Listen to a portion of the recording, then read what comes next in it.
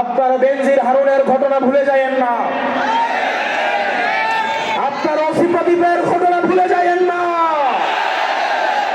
আপনারা ডিবি হারুনের কথা ভুলে যায়েন না। প্রিয় পুলিশ ভাই, প্রিয় মিলিটারি ভাই, প্রিয় সেনাবাহিনী, আপনাদের কাছে আজ একটা মহান দায়িত্ব এসে পড়েছে। আপনারা কত স্বচ্ছ, নিরপেক্ষ এবং অংশগ্রহণমূলক নির্বাচন জাতিকে উপহার দিতে পারেন, সেটার মধ্যে আপনাদের আস্থা ফিরে আসবে। আপনারা কোনো দলের গোলামি করার দরকার নাই।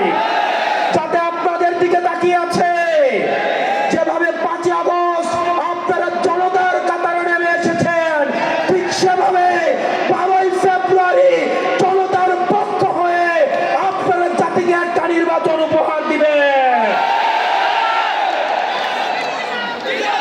আমরা জনাব তারেক জিয়া রহমানের বিভিন্ন বক্তব্য শুনতে চাই।